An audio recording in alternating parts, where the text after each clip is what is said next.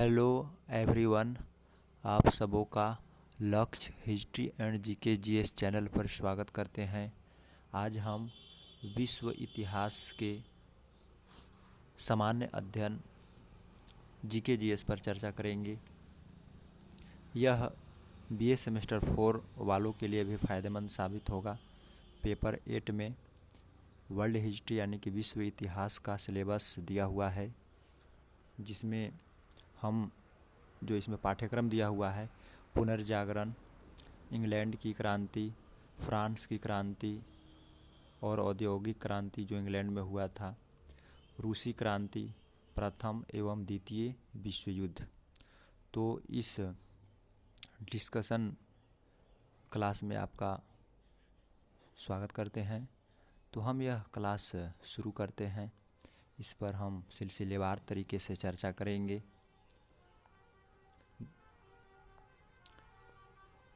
Florence नगर, Florence नगर का क्या महत्व है? तो फ्लोरेंस नगर यानी कि जो पुनर्जागरण का प्रारंभ होता है वह इटली के फ्लोरेंस नगर से माना जाता है। पुनर्जागरण का प्रारंभ इटली के फ्लोरेंस नगर से माना जाता है।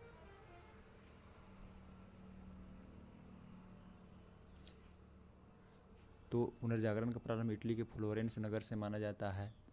दांते, इटली के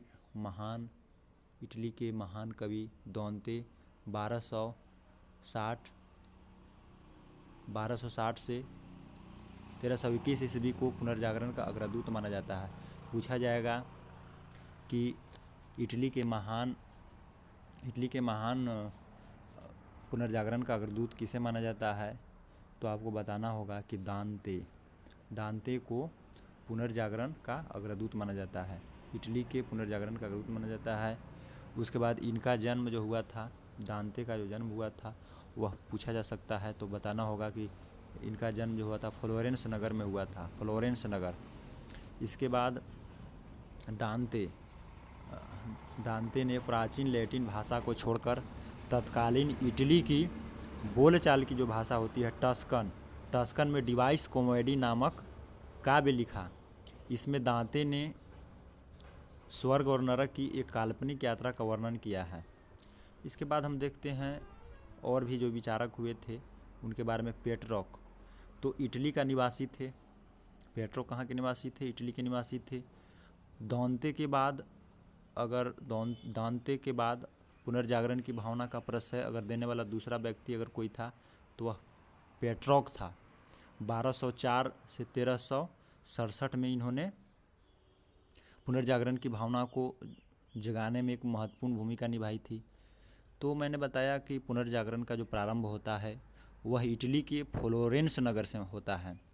उसके बाद हमने बताया कि इटली के जो महान कवि दांते जो थे, ये याद रखेंगे कि पूछा जाता है कि विश्व के पुनर्जागरण का अग्रदूत किसे माना जाता है, तो आपको बताना होगा कि इटली के जो महान कवि दांते थे उनको पुनर्जागरण का अग्रदूत माना जाता है। इसके बाद तो मैंने बताया कि दांते के बाद पुनर्जागरण की भावना का प्रश्रय देने वाला यह व्यक्ति पेट्रोक थे। और पेट्रोक को मानवतावाद का संस्थापक भी माना जाता है। इसके बाद आते हैं बोक्सियो, इटालियन गद्य का जनक कहानीकार। बोक्सियो सन 1313 से 1375 ईस्वी को माना जाता है। डेकामेरॉन प्रसिद्ध पुस्तक है इनकी। बोक्सियो का डेकामेरॉन प्रसिद्ध पुस्तक है।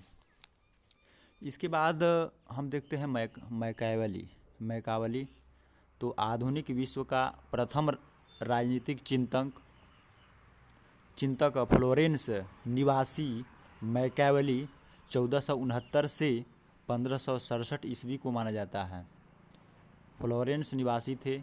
मैकावली भी थे, वह भी फ्लोरेंस यानी कि इटली के ही निवासी थे। मैकावली की प्रसिद्ध पुस्तक कौन थी? तो द प्रिंस जो है, जो राज्य का एक नवीन चित्र प्रस्तुत करती है। राज्य कैसा होना चाहिए, है ना। उसके बारे में चित्र प्रस्तुत करती है, नवीन चित्र प्रस्तुत करती है। इसके बाद आधुनिक राजनीतिक दर्शन का जनक मैकावली को कहा जाता है। यह सब हम बता रहे हैं, सब मल्टीपल चॉइस क्वेश्चन में क्वेश्चन आ सकता है। यह वन लाइनर क्वेश्चन हम आपको बता रहे हैं। पुनर्जागरण की भावना की पूर्ण अभिव्यक्ति इटली के 3 कलाकारों की कृतियाँ में मिलती है। ये कलाकार थे Leonardo da Vinci, Michael Angelo और राफेल।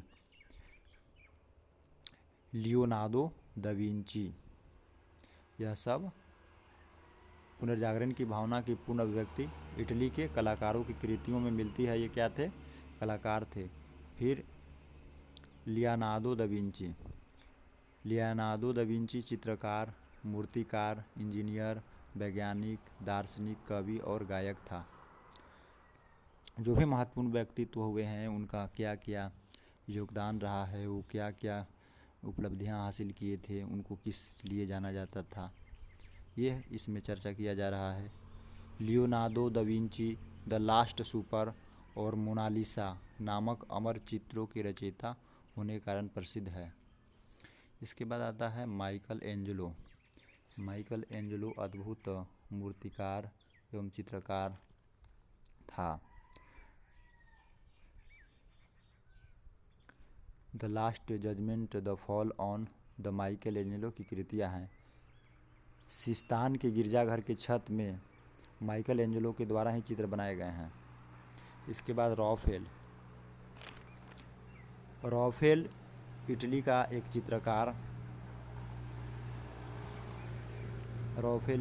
चित्रकार, सर्वश्रेष्ठ कृति जीसस क्राइस्ट की माता मेडोना का चित्र है।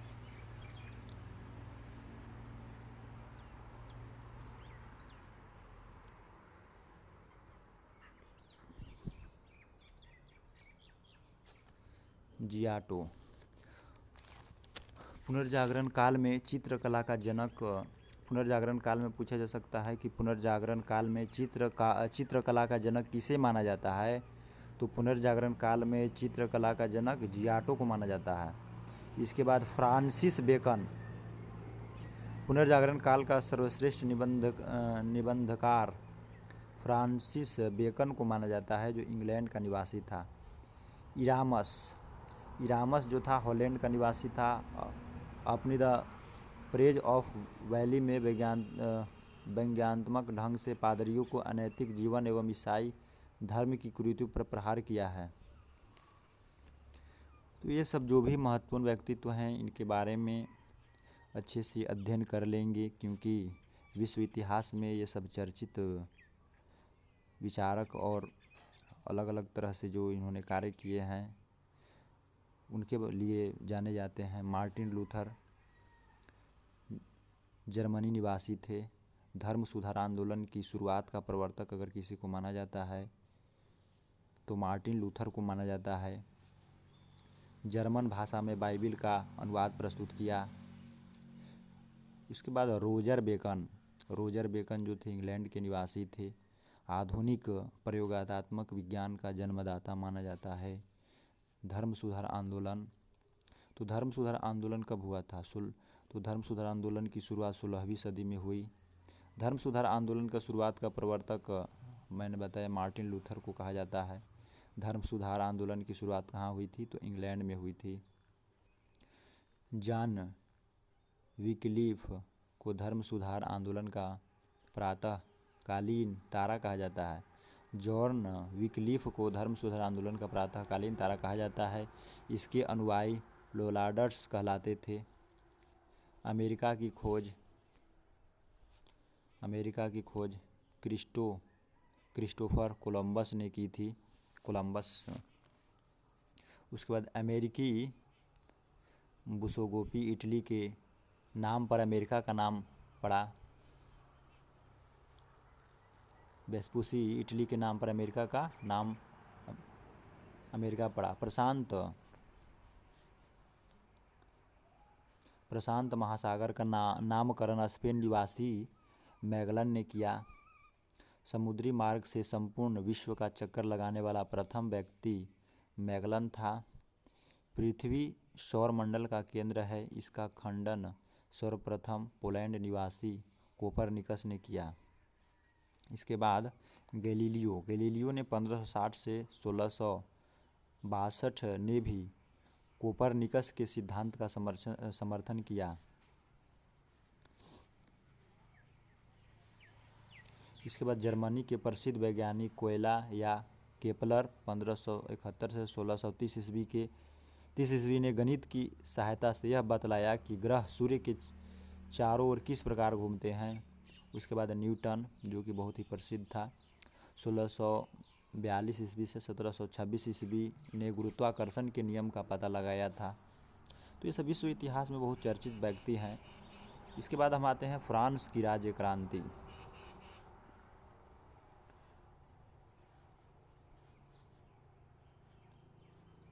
आज के लिए बहुत वीडियो लंबा हो जाएगा, इसलिए फ्रांस की राज्य क्रांति अगले दिन देखेंगे। कौन कौन टॉपिक बच गया।